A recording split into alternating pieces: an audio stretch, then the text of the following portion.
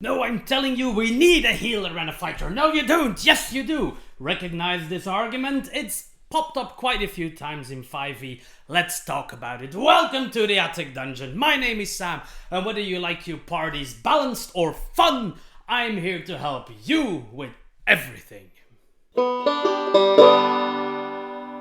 Oh goody, you're here again, you're watching my stuff, that makes me so very happy. If you want to make me happier, follow me, like, subscribe, some other mumbo jumbo YouTube words.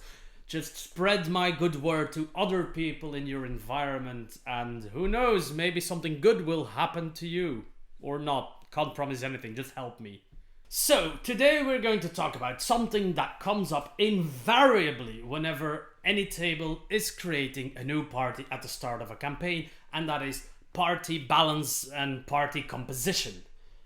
What is the idea? The idea is, and this is mainly thanks to a lot of video games nowadays, I think. Oh, 10 video games, blah, blah, blah. No, it's also a remnant from older versions of D&Ds, but I think there's a smaller player base that has played the older versions of D&D, but rather has played a lot of MMOs where you have these clearly defined roles. Rather, your priest is the healer, your warrior is the tank, your this is the that. You know, you're put into this square because otherwise the programmers can't create an encounter without it resulting into infinite chaos.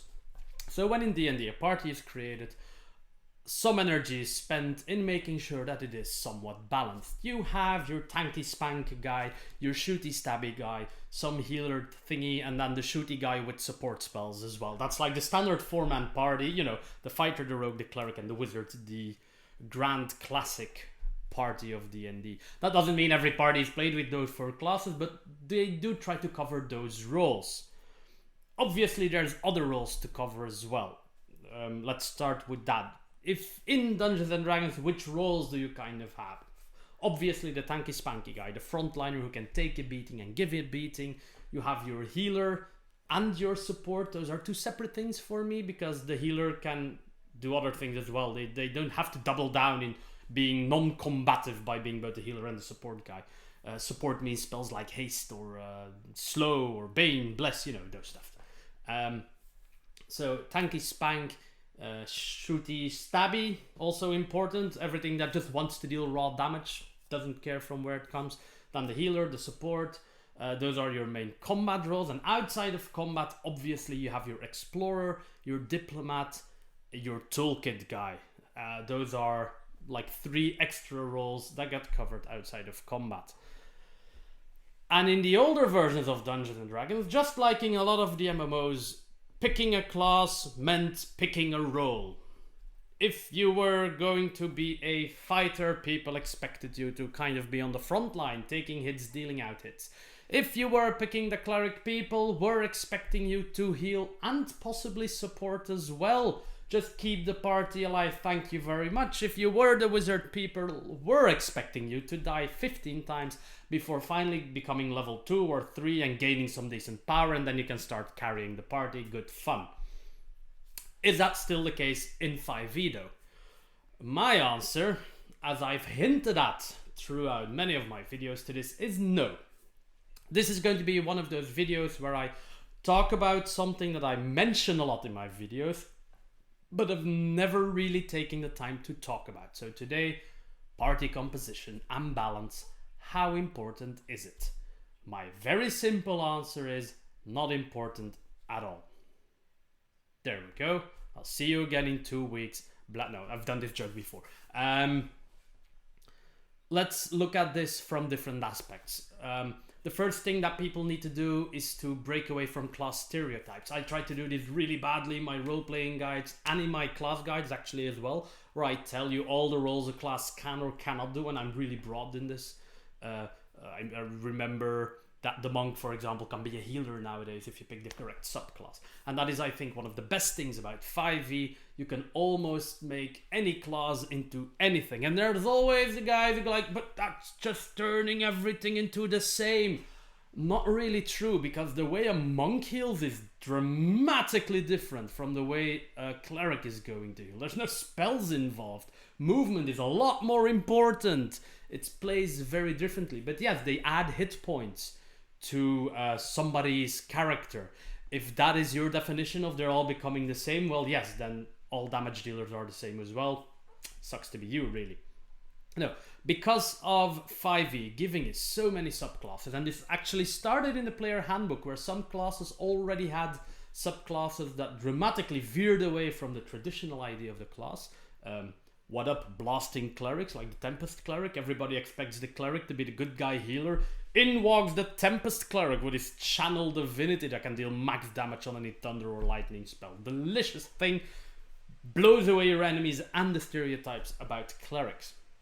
And once we got Xanatar's Guide to Everything and Tasha's Cauldron, more of these stereotype walls got broken down. So now, when you say at your table, I'm playing a fighter, people might think you're the sword and board type of guy, but you might as well be this archery battle master. You could be a punchy samurai nowadays. There's so many options. Your character classes are not fit into this one role.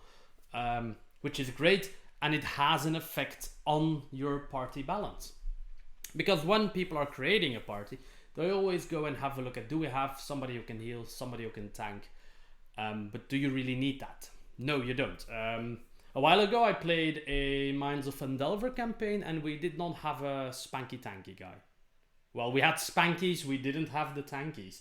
Our highest hit point / armor class character around was a druid, and she focused mainly on casting spells, to be honest, so she wasn't our frontliner at all, but she was, statistically, you would say she was our tank. We had a monk, a bard, and a warlock, I'm inclined to say. I think the last one was a warlock, I'm not sure. No, a sorcerer. We had a sorcerer, a bard, a druid, and a monk, so that's basically a whole load of wet paper bags and one cardboard box. We did fine, because our classes are capable of doing other things. We doubled down on certain other aspects. We had a lot of combat control, battlefield control rather, and I doubled down on the supporty type, which gave us enough survivability to survive without having this front brick wall guy who absorbs all the punching. Works just fine. I'm also very convinced you can play a party without a dedicated healer. You don't need that life cleric. You don't need to force somebody to play the healer anymore, and that is great. Allow people at your table to play what they want. If you don't have a healer, so be it. Use the hit die system. It's there for a reason, and people don't really use it. They always expect the healer to top them off. Oh, healer, I'm hurt. Walk it off, you pansy. I'm straying, of course. Parties will do fine without any of the roles. If you have this super tanky party, you are going to survive, and the enemies will die at a certain point. If you don't have a healer, so what? You'll survive. You need more control. You can compensate in a different aspect to not cover the one role. Or, crazy idea, you can have two people filling in the role half-assedly. If you have a paladin and a ranger, you have a healer.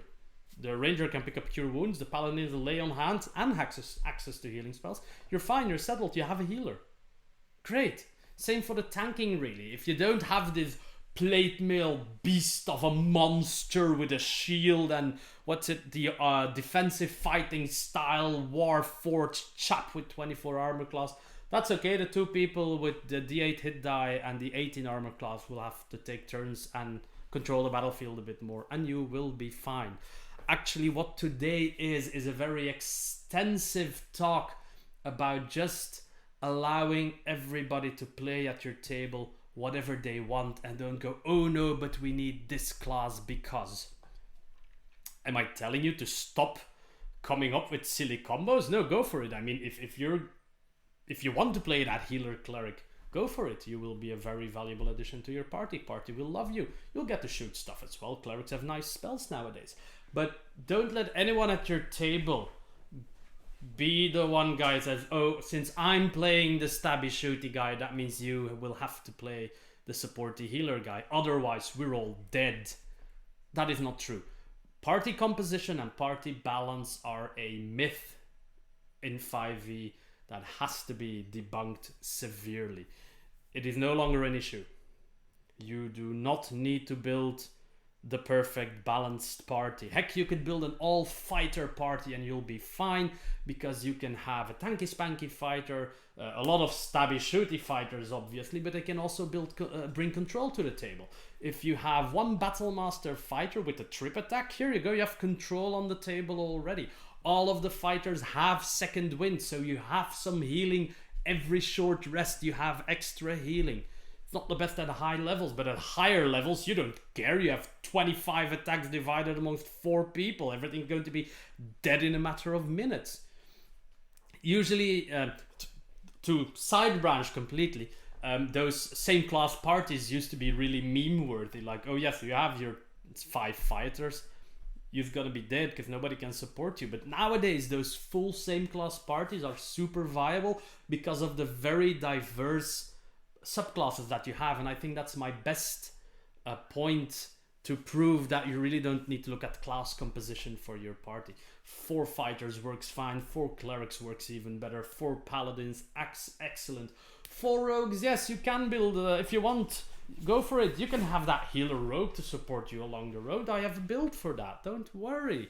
I don't think there's any class that you cannot build a party of 4 of and still cover most of the roles.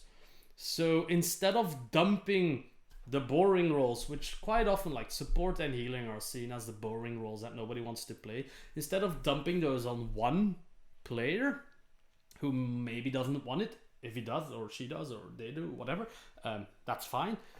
A, divide the roles. You take a bit of supporty spells, they take a bit of supporty spells. Or B, completely ignore it and play your game. You also forget that on the other side of the screen is an actual human. The Dungeon Master in Dungeons and Dragons is a human person. That means he can design encounters. Even against a regular party, a DM can design encounters that are easier for them or harder because of the way they have built up their party. And that goes the same for any composition. If you don't have in-combat healing in your party, a fight where there is a limitation on in-combat healing is going to be easy. Your party is not going to care, where the party with the actual healer is going to shit their pants because now he's useless. So your dungeon master can design encounters that are difficult or easy or anywhere in between for any composition of party. And to be honest, I kind of expect him to. I do that. I look at the party and I tailor encounters. There's encounters where certain players are going to be allowed to perform better because the mechanics of the fight just allow them to use certain abilities. And there's going to be fights where they are, well, up shit creek without a paddle, really. I think the easiest example would be giving a barbarian a ton of stuff to whack. For example, in one of my campaigns, I had a bear totem barbarian.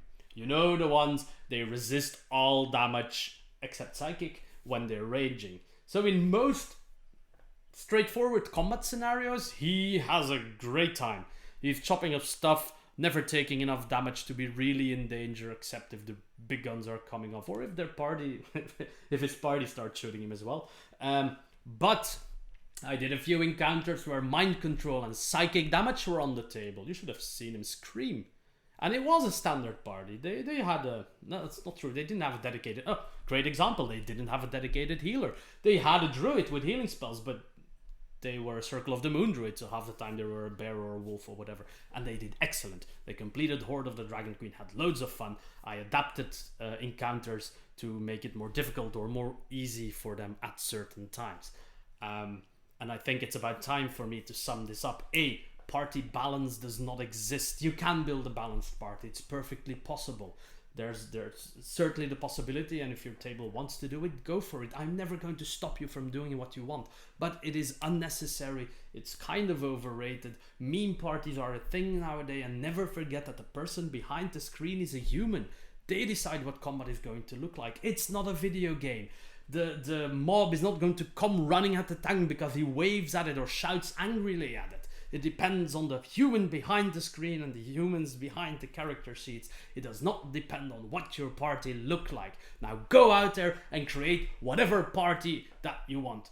You want to start a bunch of fighters and call them Fight Club? Go for it. You want a bunch of clerics and call them the A-Man? Heck yes. You want to create your own Warlock Covenant? Even better. A Thieves Guild? Go for it. Or just mix up whatever you want. Play the game the way you want to play it. That's it for today, ladies and gentlemen. And now, sincerely, I do really hope to see you all again in 2 weeks in the Attic Dungeon.